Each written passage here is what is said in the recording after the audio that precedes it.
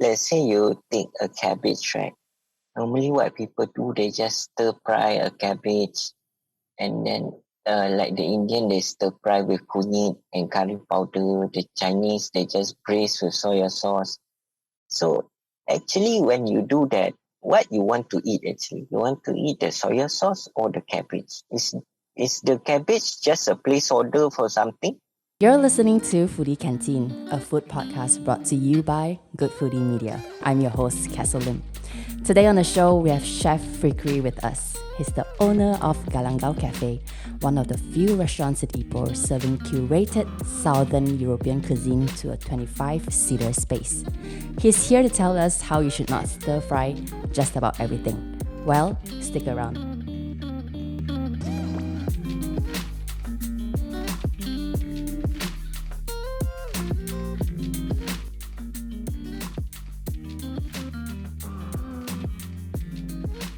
Hi, Chef. Welcome to the show. Hello, good morning. Good morning. It's so cool. If the listeners are watching on YouTube right now, we are actually doing this interview from the car. I love it. Yeah. Thank you so much, Chef, for making your time on a Sunday morning as you are recording this for this week's episode. Let's just start from Ipoh. That's where you were raised in. Like, tell us, how is Ipoh like growing up for you? Growing up in Ipoh is like kind of cool. It's like a laid back city, so everything is very slow paced, and you can just take your time with everything. I mean, what are some of the most vivid memories you have of growing up in this town? Back then, Ipoh was like a very busy town, but it's very laid back as well. So you see a lot of businesses getting conducted here, and then all the people are very close together. So it's kind of like a super friendly place. But not as the upper mining industry closed down, people start moving out. Yeah. So slowly becoming a more quieter city. Right. But it's like a very tight-knit community where people are just very warm we friendly. we normally know each other well. Wow. So you cannot do bad things in town. Everyone will know. Yeah. I ask this question to all my guests, but what are some local foods our listeners must try if they ever visit Ipoh? There's plenty. There's that famous Nasi Ganja. Yes. Yes. I think you made the which- news last year when someone like picked up a helicopter to go and tapao, something like that. Yeah. Yeah. Yeah. But for me, I would recommend the one behind the Masjid Negeri one. It's called Rahmat. To me, that one tastes better for Nasi Ganja lah. Okay. And then there's a few other choices. There's mee Kicap, and then our mee curry also is quite good. And then if you go up a bit north away from Ipoh, you can get nice laksa there. Not your typical Penang Assam laksa one. The one that we have is more briny and more fishy, but it tastes really good. They use the wheat flour, not the normal rice flour punya laksa. So you get a totally different texture lah. So if you're willing to go like jalan-jalan around the kampung and all that, you get plenty of good food here. Mostly every food here tastes good lah. Well, mee Kicap sounds good. I don't think I've ever tried mee Kicap before. And when you were a child, like, was becoming a chef your first choice? When I was a child, actually, I wanted to be like those cool people inside National Geographic one, the one that documented the wild animals. So like the photographers, videographers, they just spend time in the wild. Yeah. So I wanted to be that kind of person when I grow up. But the problem is during when I was grow up in the village, there's not a lot of channel for you to learn what you want to do. Like if you wanted to be something like that lah. Then there's nobody there to actually guide you to be something like that. So like the basic stuff, doctor, nurse, teachers, you can have that in school, but then all the other kind of ambition, there's not much way for you to pursue them. So I try lah, find a few, but then those time there's no internet, right? So you can't Google yourself. So I chose the next best thing lah. And was it your mother that inspired you? Because you talk about how there's no example, but was that the next best thing that you saw someone close to you doing it and then you just started helping and that ignited the passion in you? Yeah. I used to sit near raya time lah. My mom used to make a lot of those kuih raya one. Then I used to sit in front of her watching, and she would teach me or use this one special cup that she have. You use this much for this recipe. So there's not a lot of, inside kitchen you have to weigh everything, right? When I watched my mother back then, she just used that special cup one. So she would tell you the flour will be this much and then the egg will be this much. It's all using that one. What cup I is still this? remember Is this like it's a rice yellow. cup? Like the size of like the rice cup or like a bigger cup, like drinking cup? No. It's like the cup in mama shop. Yes. The plastic one. Uh-huh. It's like that one, the size. Okay. It's yellow greenish in color one. Okay. So she always value that cup one. Uh-huh. So she need that to make everything one. So normally when I was a child, I always watch her do kuih, cooking. So I learned from her lah much of the seasoning method, the cooking method. So I kept that in memory lah until I further on in study lah. And what did you go to school for?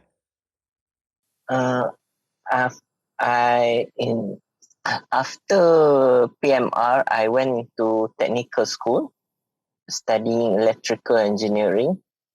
And then my final year, I was sitting there and thinking, oh, this is actually harder than at maths. Like at maths, you have one question with 2 pages of answer, right? Like in electrical engineering, you have one question with 11 pages, 12 pages just to answer one equation about electricity lah. So I was thinking, I'm not gonna do this lah. Too tiring to the brain one. So I started to look around for colleges and I don't know what I want to do that time. So I just take this, what they call it, diploma in computer science. Mm-hmm. I don't even know what it is.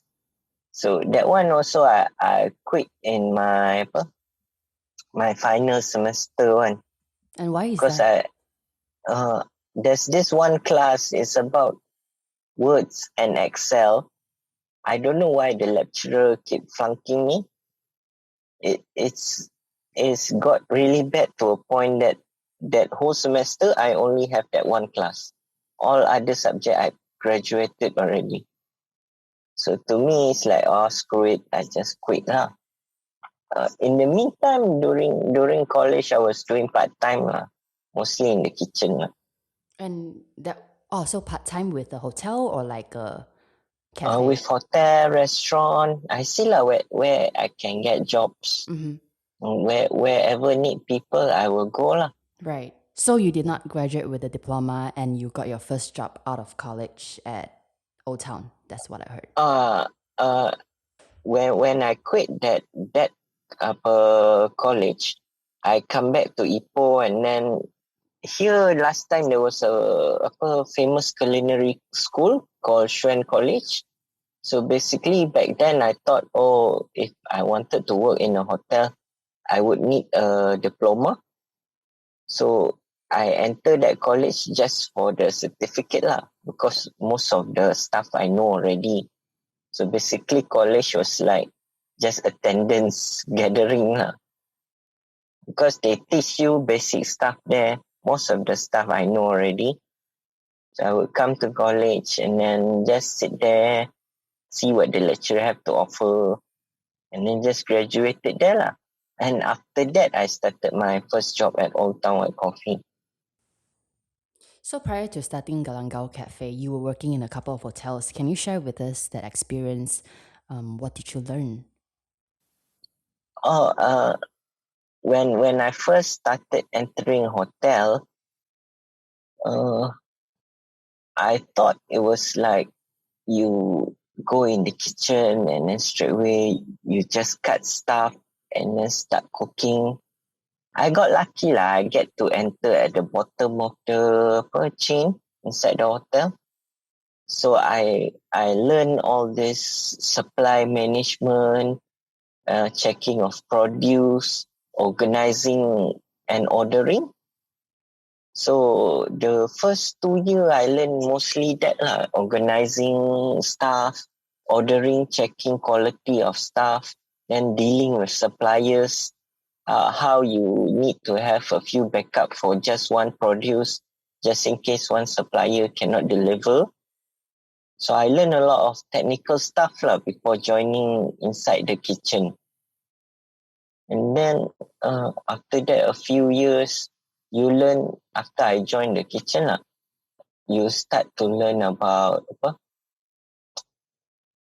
working in teamwork, like synchronizing your orders, like your starter sometimes have different components from different section.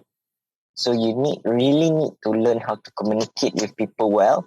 So you would fire, let's say your starter require a small slice of steak, and you will fire, I need that steak in 3 minutes. And the guy will reply, I give you in maybe 4 or 5. Then you have to learn to slow down your pace so you match with their time. So it's more about timing lah in hotel. Because the technique you already know one. So it's more to teamwork, organizing, synchronizing. It's like playing football. You have to really know your teammates. You know where they want to pass the ball next. So it's quite interesting job lah. Can you tell us the story of how you met this exact chef that offered you your first promotion?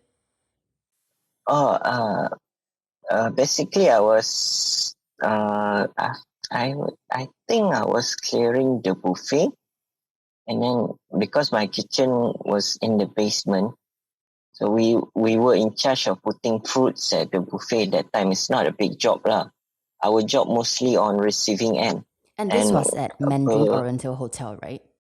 Yeah, receiving end of produce and washing them, sanitizing, storing. So I was clearing the buffet. I finally caught the lift. The lift is like the worst thing in the hotel. You wait there like 30 minutes, 40 minutes. So really, destroy your time lah. You already plan what you want to do, right? And then I finally got the lift. I was pushing it out. I was singing la la la la like I always do when I'm pushing trolleys. It helps you with the mood, right? And then suddenly we call it material management manager. He came in with big mat salleh lah, very big one. And he was introducing to everyone, and then they walked to me. Then he introduced, this is the guy who helped with the receiving and checking of the produce. Then he introduced himself. I only know how to pronounce his first name is Marcus. Okay. And then the last name is like Talwit something. It's a German name, so a bit difficult. Then he asked me, how long have you been doing receiving? Then I said, nearly 2 years, 4 months, 2 years, 5 months, like that. Then he said, you're not interested in cooking? And I said, I'm interested, but then this is the thing that I get. So I'm quite happy with it. I just do my job well. And he said, never mind. I'll send you to the coffee house next week. So you better be prepared. I was like, Oh, thank you so much. It's like I've been looking forward to entering the coffee house. Then that's how I get promoted lah to second commis. Back when I was pushing trolley, I was the third commis. So he promoted me to the second commis lah. And then the coffee house chef was not really pleased with it, because back then when the coffee house opened, they had a lot of Malay staff, and then he had a very bad experience with them. Not to say the Malay cannot work lah. He chose the wrong people, and most of them left. There's a term inside hotel, we call it lari malam. So they were left on the day itself. They will run away after finish work. They won't return one. So he had a very bad experience with that. So after the German guy called him and say that he's sending me up, then he straight away come down to my kitchen and ask me, why are you entering my place, right?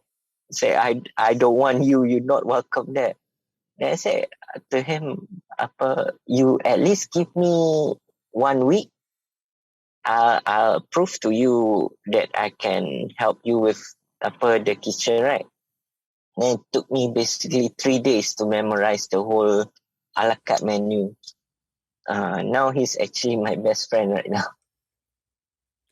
With that said, can we also talk about the stigma some like people or chefs in your case might have around Malay workers? Like, what are your thoughts on this?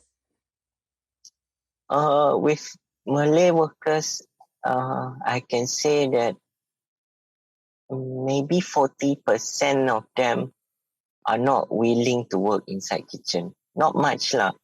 You really have to sift through the people.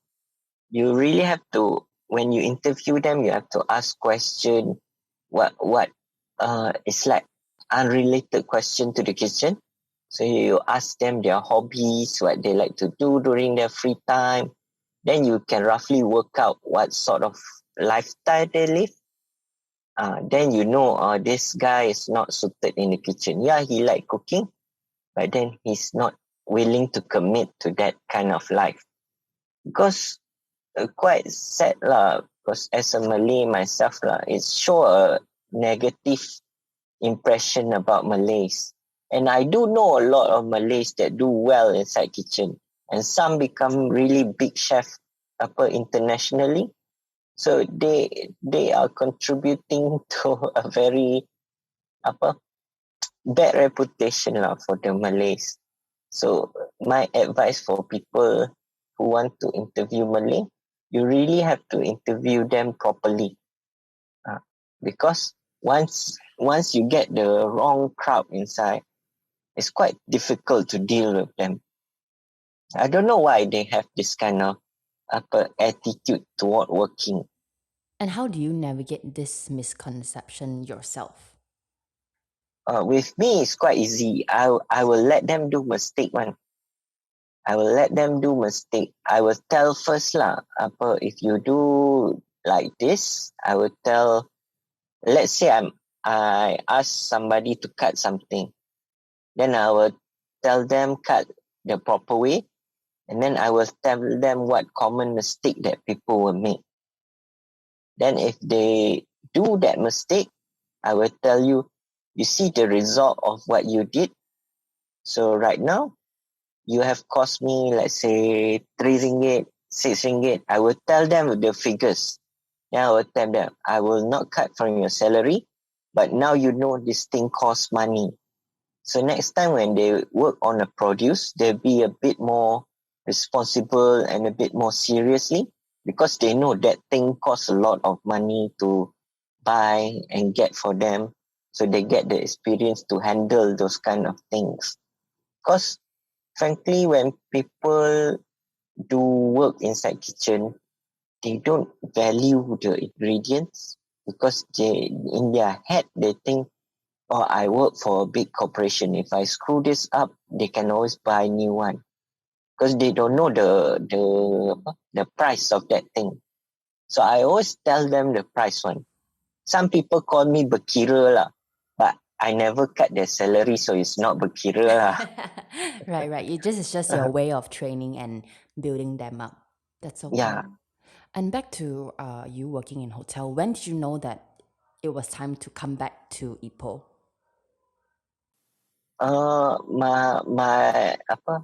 My last hotel, I went in because of the chef. He promises we will do this kind of thing, that kind of thing lah. And this was it in sounds KL? so promising. It was in KL. Yeah, it was in KL. So it was when I got there, it's like more like problem solving and fixing problem.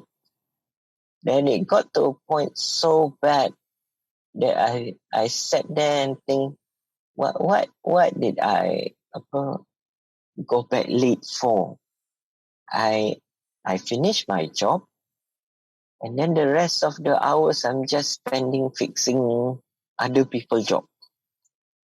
So the team was not working, the menu was not working, and then the management was so bad. And I was thinking, screw this lah. Think I just better balik kampung je lah. Because, like me, after I exited hotel, I went to restaurant. And restaurant was really great. You get to experiment things, you get to be creative lah. But for me to choose to come back to hotel is a big thing lah.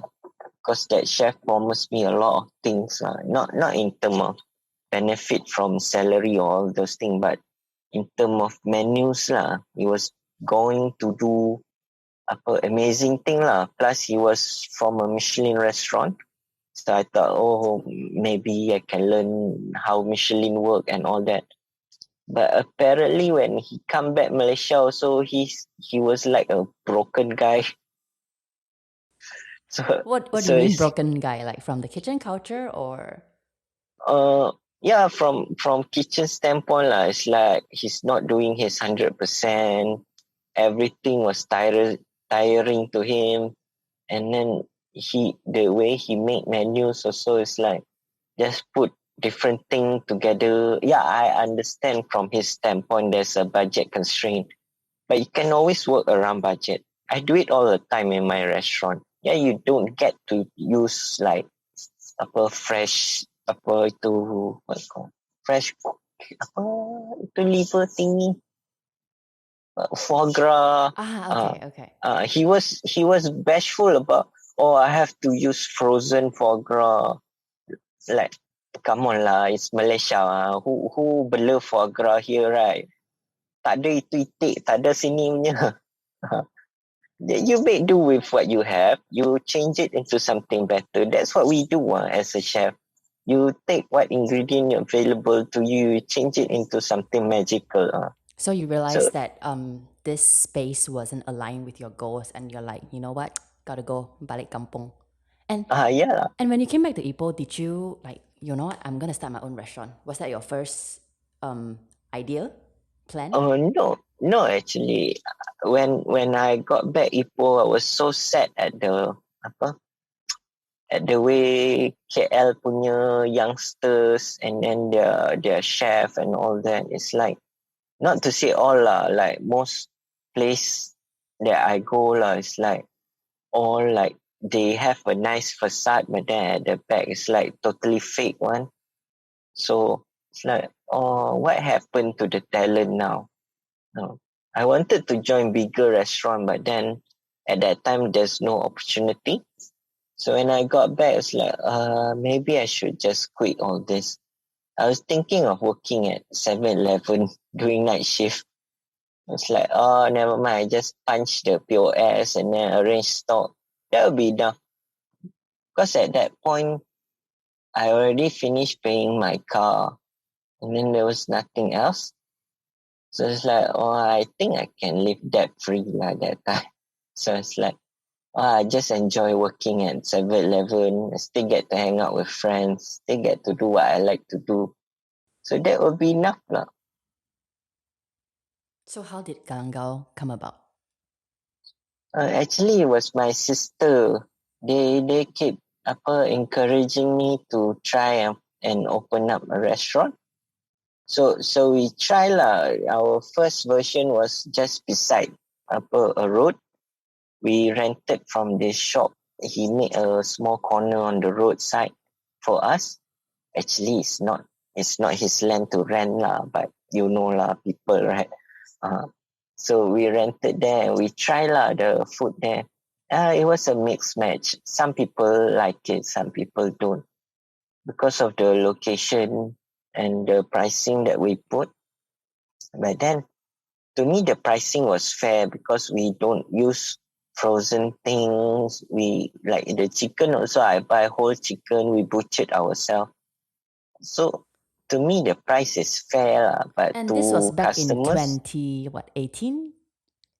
I think 2019. Okay. Right. Apa, to me, it's a fair price because I was thinking, I put all this effort into the food and everything, and then apparently people don't get it. Some that get it, they appreciate it lah. But the one that don't get it, they start to throw nasty comments and all that. So at the end of 2019 lah, the shop beside us, they say, this is not working out and all that. So they basically ran us out lah. So we started to look for a shop ourselves lah. Yeah, it's a big move lah, because I really don't have the confidence to how to say because of the rent and all that, right? It really scares you.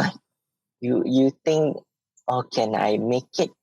Can I get this money to pay these people, right? So it's quite scary thing when you move into a shop lot, because you have to get license for everything. You have to follow the regulation. So every day was like, is the Bandaraya going to come and check? Is everything okay? Is everything up to spec?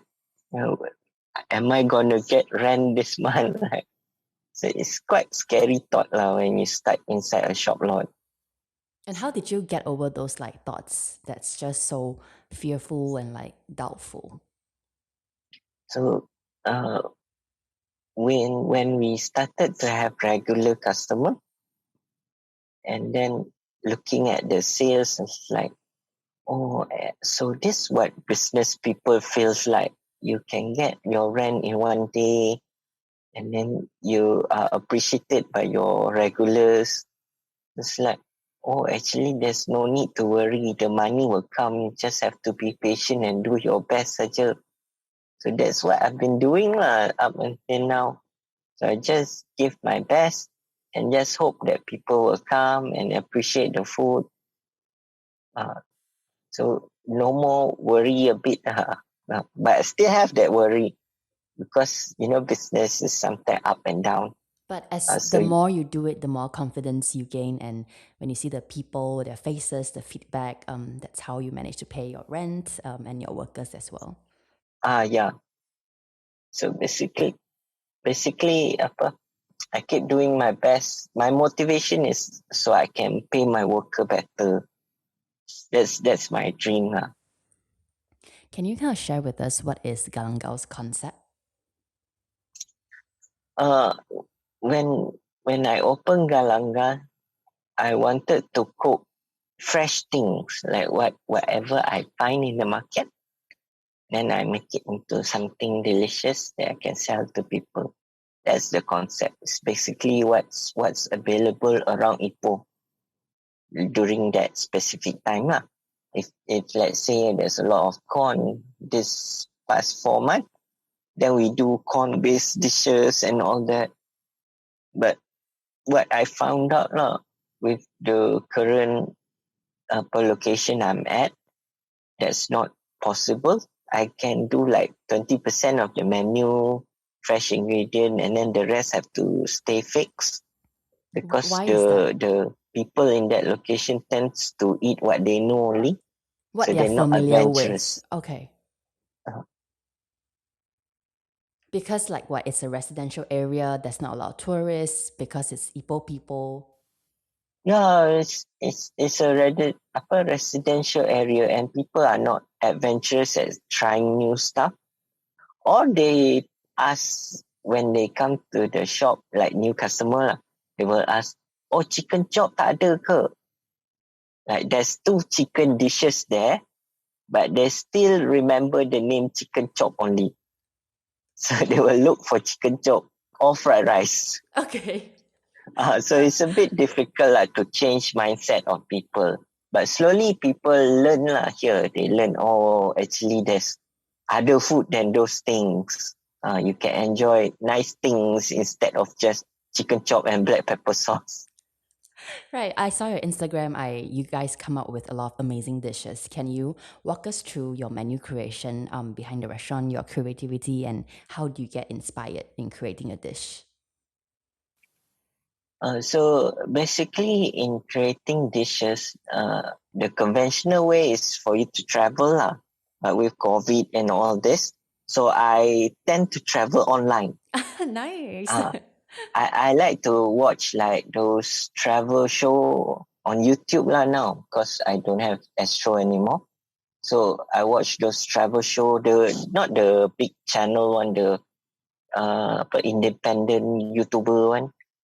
So I watch those kind of food, those concept. Then sometimes it shows you different combination, things that you never think about that can work, right?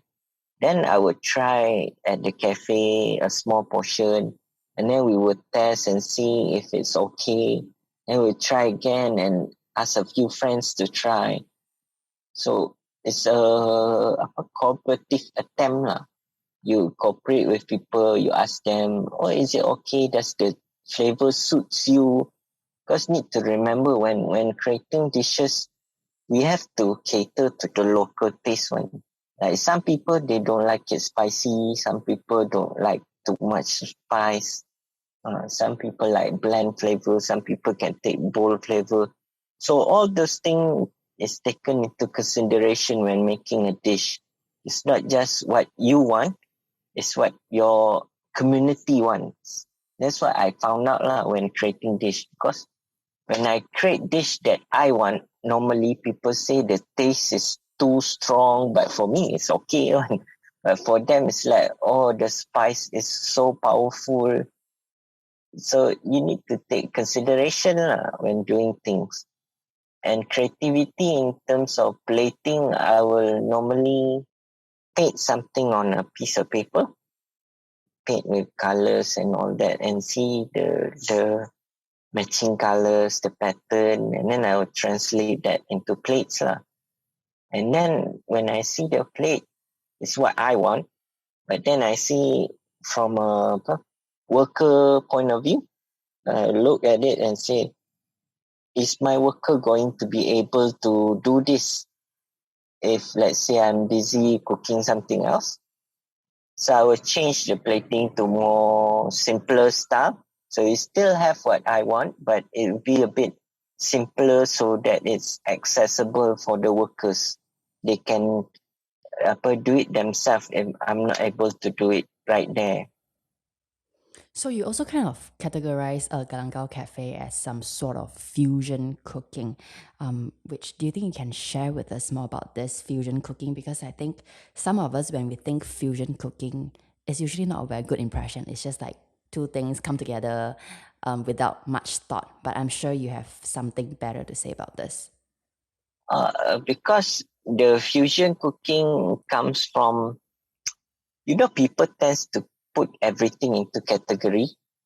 Galanggal don't have a category actually. So the next best thing is fusion lah.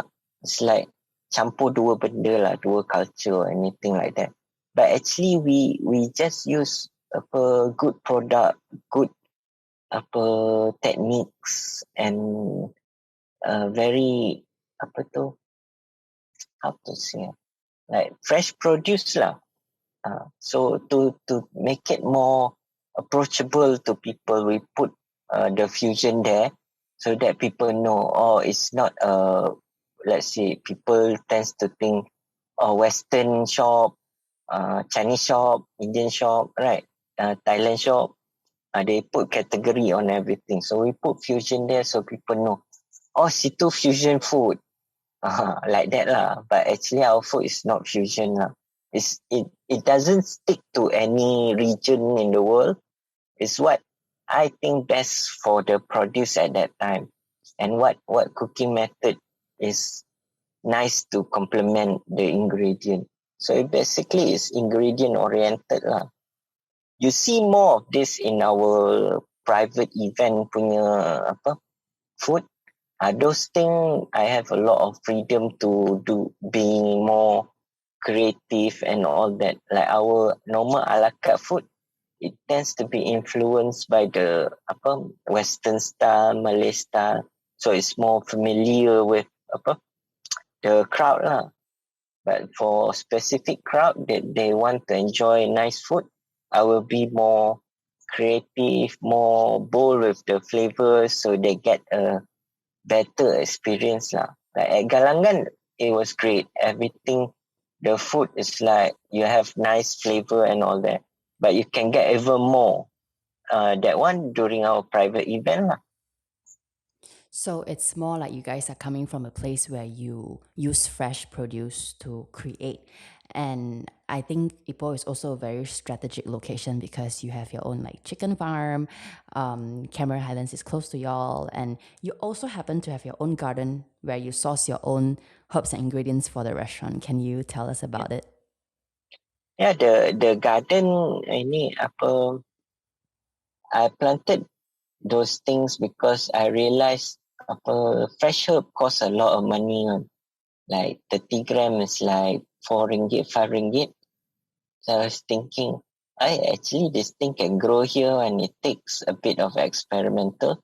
Plus I like to do experiment one. So if a plant flop, then I will research the reason, the condition that they require to grow. It takes me a long time to get one herb to grow nicely. So I enjoy the whole process of researching how to grow them properly lah. So when I grow them, I can offer like unique flavors to the cafe. Because if you buy herb, you can offer like, maybe you can buy 1 packet of sage for 5 chicken and you get only 1 leaf in 1 chicken. But if you grow your own sage, you can put like 1 bunch in 1 chicken. Then you can really call it sage chicken lah. You can really taste the sage one. If not, why you call it sage chicken if it just tastes like chicken, right? That's the purpose of the herb garden at home. But it's a challenge lah growing things in Ipoh because our weather is not like KL one. KL, if it rains like It's a constant rain for many hours, right? Ipoh, when it rains, it's like somebody take a bucket full of water and dump on you. And then that's it will dump on the plants and then the plant will flop straight away. One. Then it will stop. The rain will stop. One. It's quite unpredictable here because we're in the middle of a valley. One. Okay. We had a call before this recording and you talked a lot about respecting the ingredients. For example, like how restaurants shouldn't be stir-frying everything with oyster sauce and vegetable like bok choy. They take 6 months to grow. So you want to respect it and do it justice. Can you share more about that to our listeners?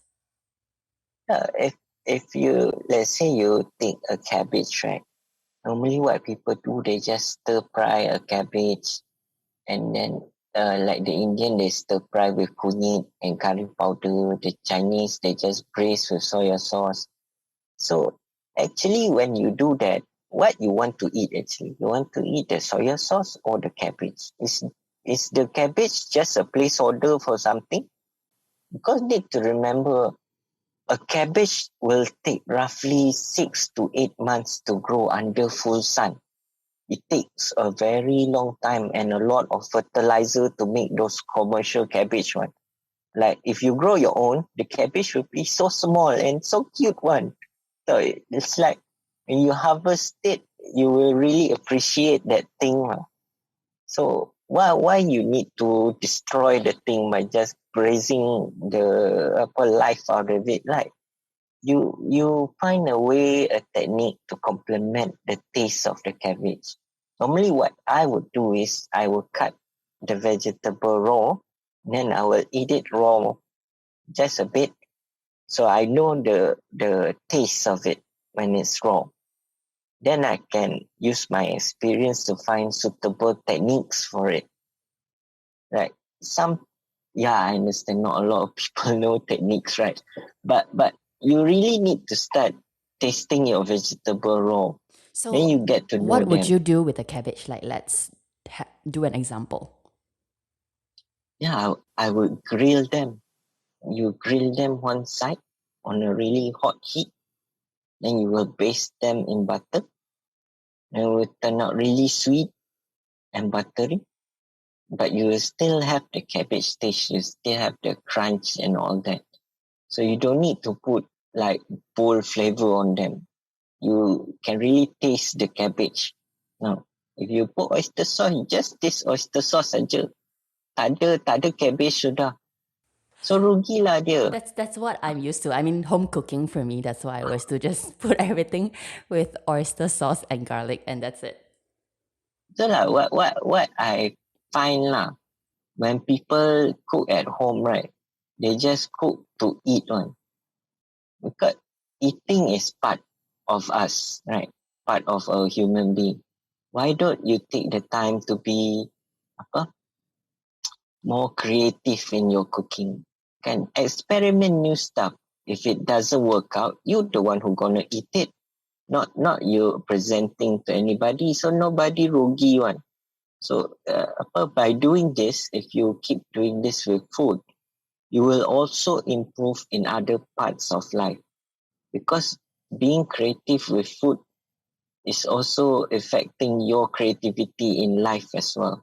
Because people tend to lose their creativity when they start working. They become like zombies saja, kerja, never think outside the box anymore. But you need to get back to being creative, to be like a child once again, to see things and imagine, what this thing can be. That's what normally what chef do lah. We sit and imagine, like we see a piece of beef, right? Oh, this guy can be a really nice skewer. Kan? We put some simple flavoring on it, then you can really complement the beef taste. That's why you see most omakase tak ada banyak cooking involved. They don't change the natural flavor of things. They just pair it with something that match the flavor profile. That's what I wanted to move to lah in the future. I mean, hearing you speak right now, I love it because I've been in KL for like a month here. I just moved here. And I just start to meet people and talk to people, and they all talk so fast. And hearing you talk today, slow and steady, you're so passionate when you talk about the ingredients. You pay so much respect to them. I want to ask you, like, what keeps you going, like in creating, becoming a chef, like to keep Galanggal Cafe going? Like, what keeps you going? What wakes you up in the morning? Me, it's the curiosity, the need to learn new things, to develop things. There's a siren. No worries. It's just Ipoh and its ambulance. Wait for it to pass. Okay. Okay. The need to learn new things, to experiment with things. Even when I'm not cooking, I normally tinker with things. So this what keeps me going. Like currently, right now, during my off day, like today, I build motorcycles just for fun. Not because I want to ride the motorcycle, just because I want to know the working of one motorcycle. That's what I've been doing currently lah. This deserves a clap. The need lah, the need to know things. Yeah, curiosity truly is key. What are some of the challenges starting a cafe in Ipoh or restaurant business? Challenges of starting a business. You don't know anything one. Really. when you go to school, right, they never teach you how to start a business. Even with how experiences under your belt, like you've worked in hotels before. Yeah, you work in hotel, but you don't know how to start your own thing. You work in hotel, everything is there. There's a template for everything, for costing, for purchasing. There's always a template, but you never learn how to do that template.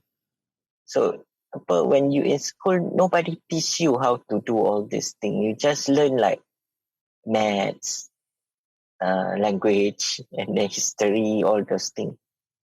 When you try to start a business, it's like you're going to school all over again.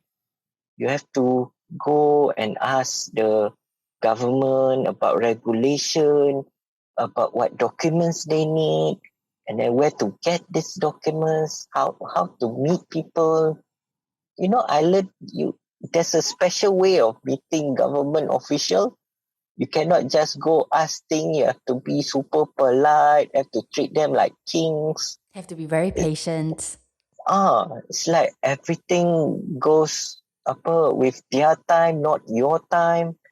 So if you say you want to open a shop in 1 month, just forget it lah.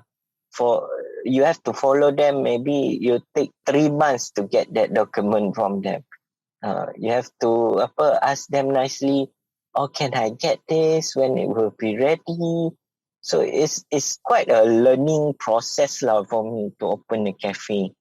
Like even with utilities company as well, it's like it's a bit of a hassle lah to get them to help you set up this thing, which actually is their job. But it's funny because like your answer is mostly like non-kitchen related because that's what you are familiar with. But from now, a chef, you have to learn how to be a businessman, and it goes down to this like governmental stuff and utilities. And what is the vision for Galanggal? Like, what are you trying to bring to Ipoh? So basically, I'm trying to bring bold, fresh flavors lah, like seasonal menus. You don't come and eat the same thing more than twice. So you come to Galanggal, you'll be surprised. Oh, we have this.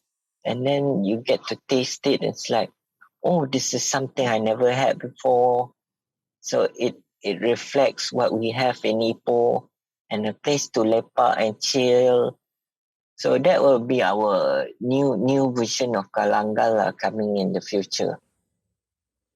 And how is the restaurant scene in Ipoh now? Are people more open to spending more on good food compared to 2019 when you first started by the roadside and you were charging 18 ringgit per pasta because you spent 10 hours to make this dish?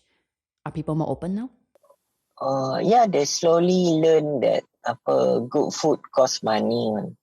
I will, when they ask me if they ask me why it's so expensive, I will try to educate them that I need to pay this, I need to pay my staff. I would tell them I want to pay my staff better so they can live a good life lah, not your normal average life. So they will get to understand lah, because they also in a situation where they work minimum wage and work long hours. So they know lah, people are trying to improve the working condition.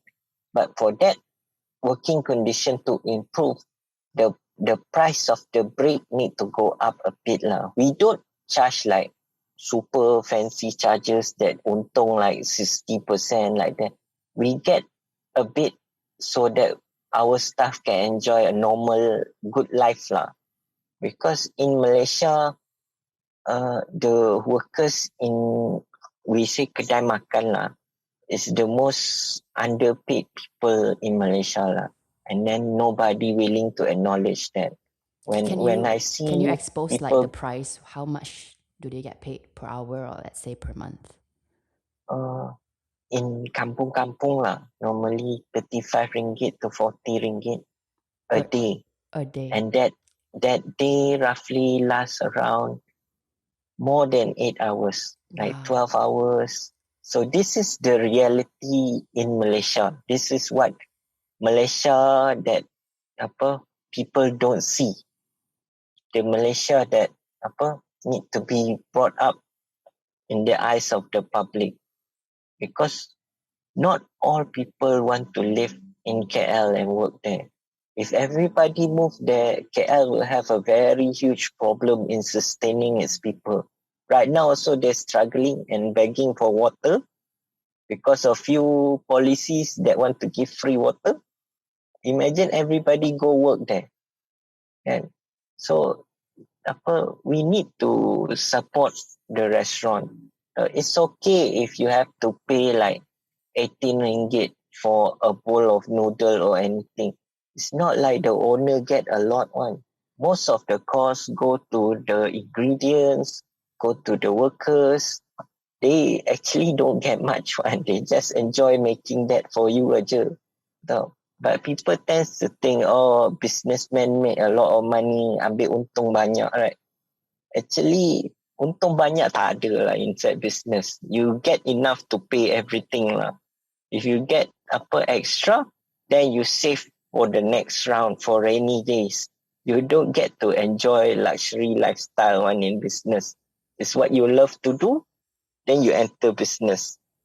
And finally, Chef, do you have any advice for chefs who are listening to this podcast who wants to start their own restaurant perhaps sometime in the near future? My advice is be prepared lah.